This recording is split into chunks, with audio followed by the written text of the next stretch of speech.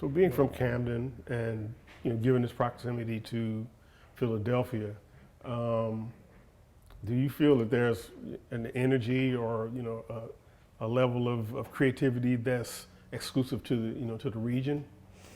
Because I'm not from here. I'm from Sure. St. Louis, Right. by way of New York, Right. and so I recognize it, and I can almost tell where somebody's from in terms of their regional dialect or their approach or whatever. I mean, when I went to Howard University, I could even tell somebody who was from this region by the way they looked. Right. So is there a particular sound or approach or concept or presentation that you think is exclusive to this area, this region of the country? To Camden? Camden, or are you saying Camden, or are you saying the let's say- Delaware Valley? Let's or? say Camden. Okay, Camden. No. I'm just being real. No. There's no Camden vibe? I mean, for me, no. Okay. Okay, for me, no. I've been blessed and fortunate to travel. Spent a lot of time in Philly. And I sang, I wound up singing with a professional choir, Dawkins New Sound. And when I joined, I auditioned there. When I joined, they were recording their new album. And they asked me to sing one of their leads, which is He's Everything to Me, which became the top 10 in the gospel chart. So, and the majority of the singers from there were from South Philly. The church that I went to when I left the Met was Second Pilgrim Baptist Church, and all of your top gospel singers went to Second Pilgrim Baptist Church. They were from Philadelphia, the Philadelphia Mass Choir, Brockington Ensemble, all these big choirs, and a lot of their big singers were there at Second Pilgrim, and so that's where I went, and I began to sing with the choir there. So I'm there in the midst of all these great singers from Philly, and I live in Camden. And I wind up actually meeting a great singer, Dolores Copes, and she was singing with the Johnny Thompson Singers, and they would tour Europe all the time. And one of the singers couldn't go this particular tour, and she had heard me sing at Second Pilgrim, and she asked me if I wanted to fill in for this singer. I did, and I toured Europe with Johnny Thompson Singers because of Dolores, And so we were in Switzerland, France, and what was interesting to me was, and I had not experienced that before, was again, we were singing songs and individuals were listening. They were listening. When nobody was talking about sang, sang. Right. They listened intently. And not only did they listen intently, they knew who the singers were. They knew who the musicians were.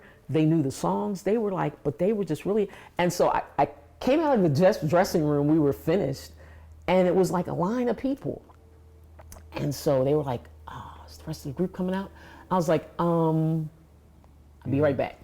I went back in, I was like, yo, there's a lot of people out there. Like, we need to get out. We need to come out. They want our autographs and stuff. I wasn't used to that. And they were like, we'll be out there. We're coming. I was like, for real though? We come out and they're asking for our autographs. They had pictures of the group, like full life-size pictures, and things like that. So I was blessed and fortunate to travel, to tour, to sing a lot of places that a lot of people probably were not blessed to sing. And so for me, I was exposed to all different types of experiences when it came to music.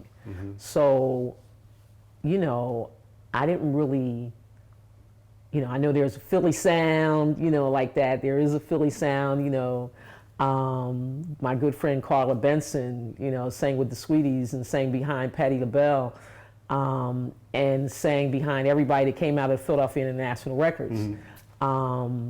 I sat one time with Leon Huff. He asked me to, just to kind of lay down some vocals on a song he was working on.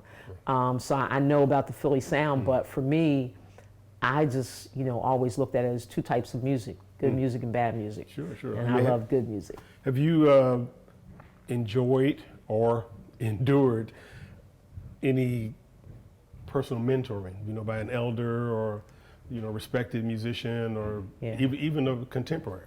Right. Yeah. I will have to say Carla Benson, and Mm-hmm. it was funny because I was talking to her, a little while ago, and sometimes we don't really know how we touch people Mm-hmm. and the people that we touch because you may not always hear it, right? And when she was sharing with me, she was like, yeah, I want to be able to do some things with young people. I want to be able to make a difference. I want to do this. I said, but you have. Mm-hmm. She was like, well, I feel like, I said, you have. I said, you made a difference in my life. She was like, what are you talking about? Because I book a lot of shows as well. I sing, but I also produce shows and things like that.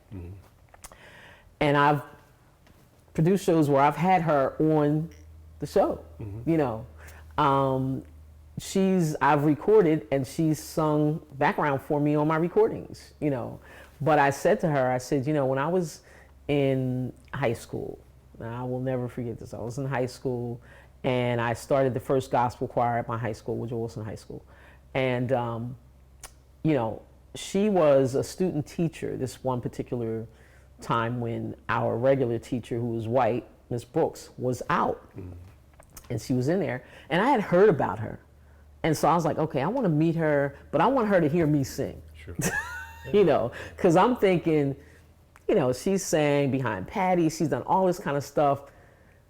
I want to get her, I want to find out from her, am I good? Do I have like that potential, And so she came to class and I talked to her. I said, listen, I said, I sing. I would like you to hear me. She said, okay. She said, but just have a seat.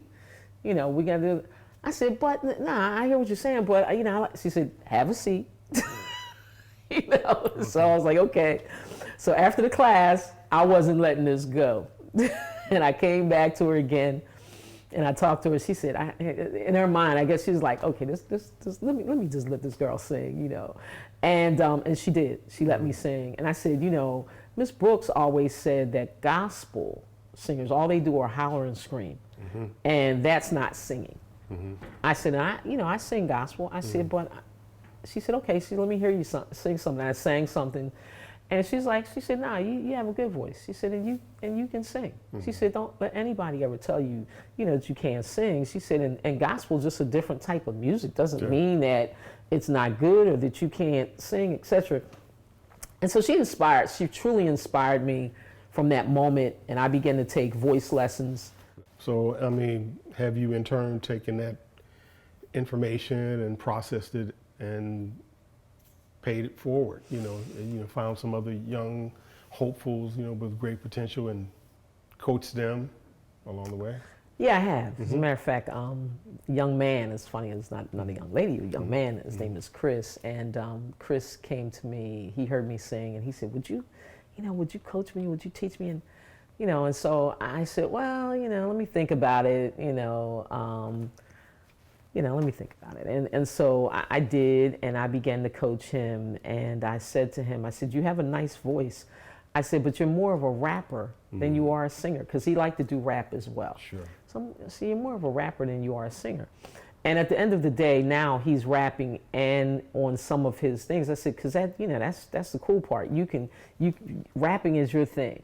But you can still sing and do some of that along with. Is he rapping in pitch? Because see, a lot of rappers, they rap in a monotone.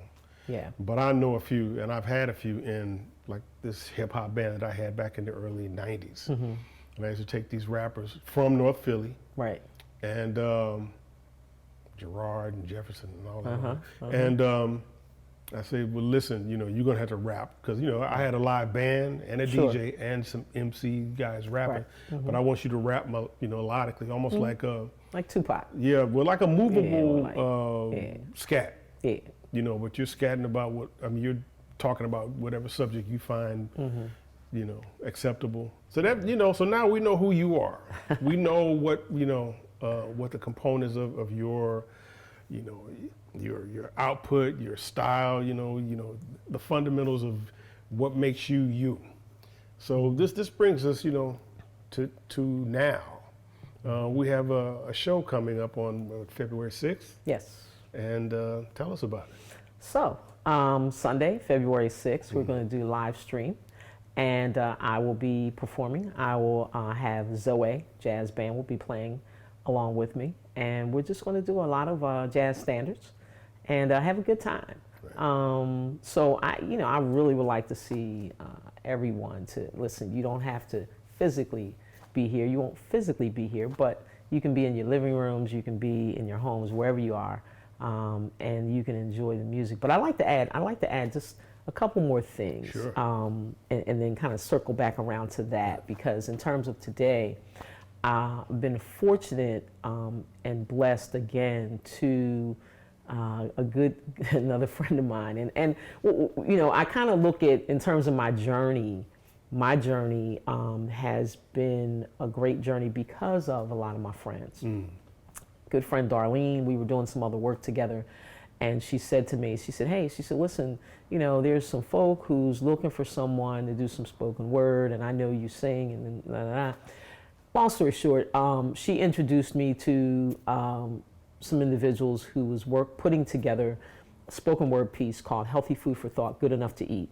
And that particular piece, they were looking for individuals to do spoken word and to talk about healthy eating, healthy living, that they could share and that would go into schools and things like that. So I sent them something I put together, and they liked it. They had to have it reviewed by some folk in New York and Philly, and they liked it, and they actually allowed me to be a part of their compilation CD, Healthy Food for Thought, Good Enough to Eat, and it was actually nominated for a Grammy.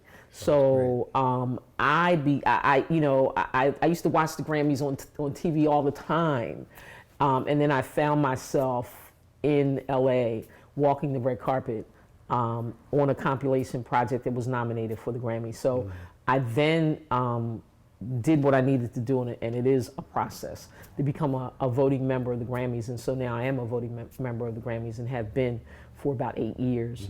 And as a result, have met a lot of great people, a lot of great folk, go to the after parties and been invited to various, things, and just, made the connection. So, I wanted to mention that because we need more of us to be voting members so that we really can vote for our peers.